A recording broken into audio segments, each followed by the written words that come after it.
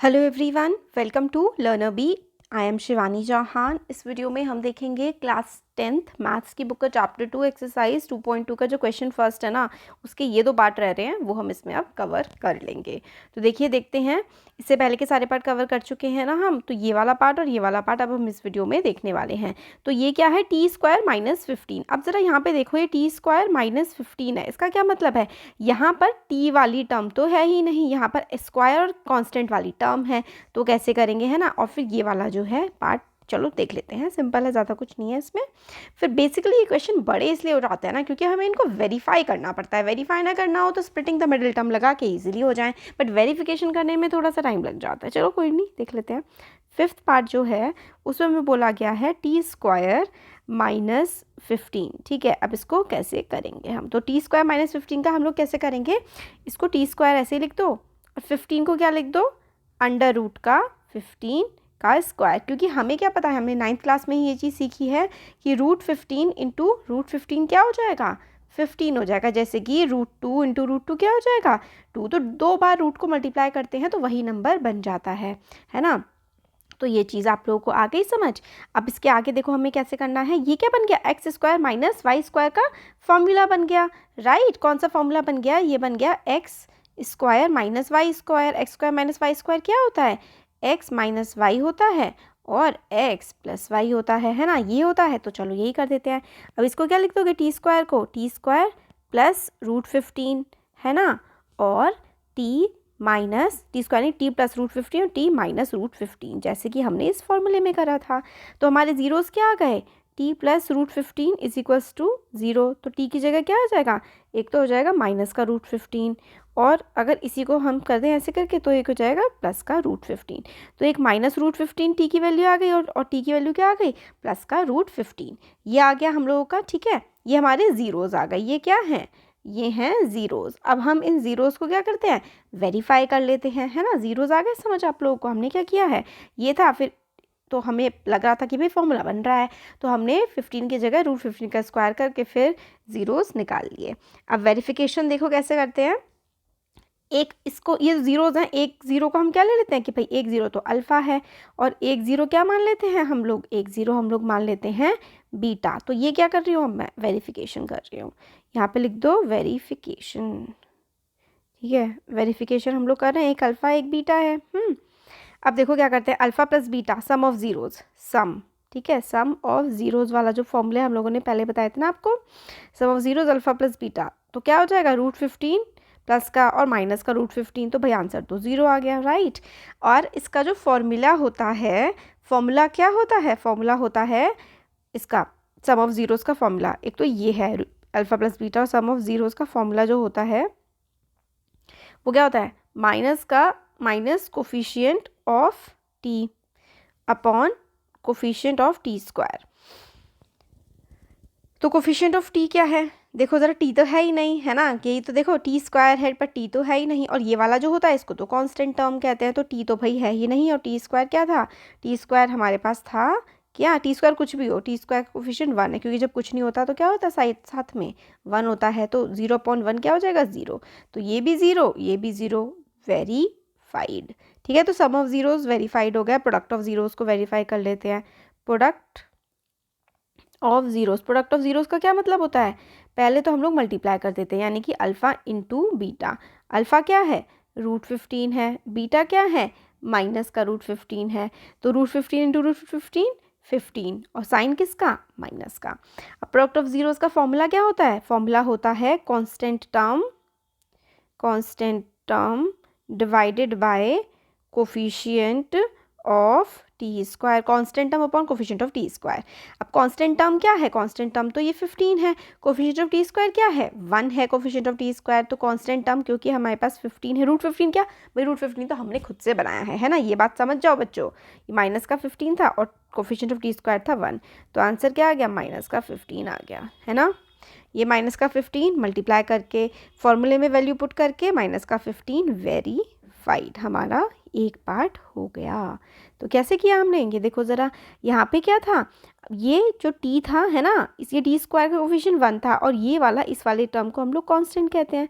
बस जैसे बाकी सारे क्वेश्चंस कर रहे थे इसी तरीके से ये भी हो गया, ठीक है, तो ये हो गया। अब नेक्स्ट पार्ट जो इस फर्स्ट क्वेश्चन का लास्ट पार्ट है, बड़ा टाइम लग गया यार एक क्वेश्चन को करने में, परेशान हो गए है ना, कोई बात नहीं, चलो हो तो गया ना। फिफ्थ पार्ट कौन सा कलर लें? चलो ये वाला ले लेते हैं, ठीक है। Sixth part, last part, sixth. 3x² minus x minus 4, splitting the middle term लगा देंगे, ठीक है, स्प्लिटिंग द मिडिल टर्म लगा देते हैं। तो क्या लिखा जाएगा? स्प्लिटिंग द मिडिल टर्म लगाएंगे तो इसको हमें स्प्लिट करना है, तो 3x² ऐसे ही लिख दो पहले तो, ठीक है। अब और माइनस का 4 ऐसे ही लिख दो, ये वाला है ना।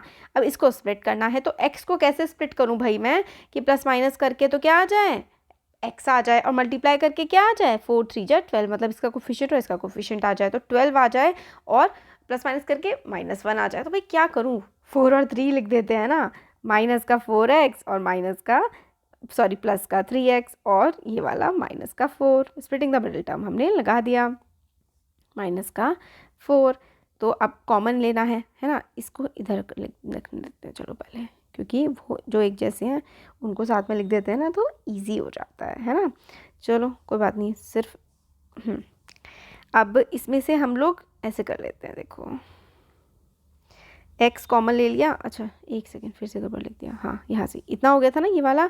अब इसमें से 3x कॉमन ले लो, 3x नहीं 3x कॉमन लेंगे तो कैसे चलेगा काम, x कॉमन ले लो इसमें से, तो x ले लिया, अंदर क्या बचा 3x, और इसमें क्या बचा माइनस का 4।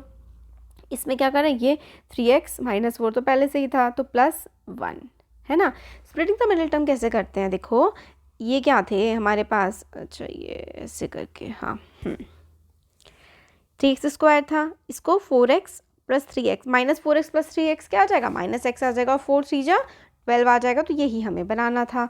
अब हमने कॉमन ले लिया, अब कॉमन लेके देखो ये और ये तो सेम आ गया, तो इसको ऐसे करके लिख दो, और x + 1 सिखाया था ना स्प्लिटिंग द मिडिल टर्म पहले भी, मतलब जो एक जैसे होते हैं उनको ऐसे एक साथ लिख देते हैं, और ये जो इनको ऐसे। अब इसको क्या करेंगे, ज़ीरोस निकालने के लिए 0 के इक्वल रख देंगे, 3x और -4 था उधर जाके +4, तो x = 4/3, और x + 1 तो x = इसको 0 रखेंगे तो x = -1, तो x = -1 ये हो जाएगा, और x = 4/3 ये हो जाएगा, ठीक है। तो ज़ीरोज़ आ गए, तो एक 0 क्या आ गया, ये आ गया 4/3, और एक 0 आ गया -1। अब इसका हम लोग क्या कर लेते हैं, वेरिफिकेशन कर लेते हैं, वेरिफिकेशन, ठीक है। वेरिफिकेशन करते हैं तो देखते हैं क्या होगा। वेरिफिकेशन के लिए सम ऑफ ज़ीरोज़ कर देते हैं पहले, sum of zeros. Sum of zeros कैसे करते हैं, सम ऑफ ज़ीरोज़ के लिए अल्फ़ा प्लस बीटा, तो एक ये अल्फ़ा हो गया, ये वाला बीटा हो गया, तो 4/3 -1। अब 4/3 -1 जब हम लोग करेंगे तो क्या आएगा, 4/3 -1, तो भाई एलसीएम ले लो, 3 आ गया, 4 माइनस ऊपर 3, तो यानी कि 1/3 आ गया। सम ऑफ ज़ीरोज़ का सम किया तो 1/3 आ गया, राइट। अब हम लोग इनका फॉर्मूला लगा देते हैं, फॉर्मूला क्या होता है, minus coefficient of x upon coefficient of x²। Coefficient of x क्या होता है, इस वाला, ये जो है ना, ये जो नंबर है इसका कोफिशिएंट क्या है, x का कोफिशिएंट क्या है, -1 है, और x² का कोफिशिएंट क्या है, 3 है। तो कोफिशिएंट ऑफ x क्या है, कोफिशिएंट ऑफ x है -1, और x² क्या है, x² हमारे पास क्या है, 3 है, ठीक है। तो ये आ जाएगा 1/3, माइनस माइनस प्लस तो 1/3, ये भी 1/3, और ये फॉर्मूला लगा के भी 1/3। तो इसका मतलब क्या है कि ये हो गए वेरीफाइड, है ना, ये हमारे पास वेरीफाई हो गए, ठीक है। अब हम प्रोडक्ट ऑफ ज़ीरोज़ कर देते हैं, प्रोडक्ट ऑफ ज़ीरोज़ में क्या करना होता है, मल्टीप्लाई करनी होती है, अल्फ़ा इंटू बीटा। तो अल्फ़ा इंटू बीटा क्या होता है, ये देखो अल्फ़ा, ये अल्फ़ा है और ये बीटा है, 4/3 इंटू -1, 4/3 इंटू -1 क्या हो जाएगा, माइनस का 4/3, ठीक है। अब इसको हम लोग फॉर्मूले में लगा देते हैं, फॉर्मूला होता है constant term upon coefficient of x², constant term upon coefficient of x²। Constant term हमारे पास क्या आया है, कांस्टेंट टर्म तो देखो ये आया है -4, और x² का कोफिशिएंट क्या है, 3 है, तो हमारा आंसर क्या आ जाएगा, -4/3। तो देखो ऐसे मल्टीप्लाई करके भी -4/3 और फॉर्मूला लगा के भी -4/3, तो सेटिस्फाइड, है ना। तो इसका मतलब हमारा क्या हुआ, इसका मतलब हमारा क्वेश्चन नंबर 1 कंप्लीट हो गया है, यानी कि क्वेश्चन नंबर 1 के अब हमने सारे के सारे पार्ट्स देख लिए हैं। तो कैसा लगा वीडियो ज़रूर बताइए, अच्छा लगा तो लाइक करिए, चैनल को सब्सक्राइब करिए, अपने फ्रेंड्स के साथ भी इसको शेयर करिए। अब हमारा क्वेश्चन फर्स्ट जो है इस एक्सरसाइज का पूरा हो गया है कंप्लीट। Thank you.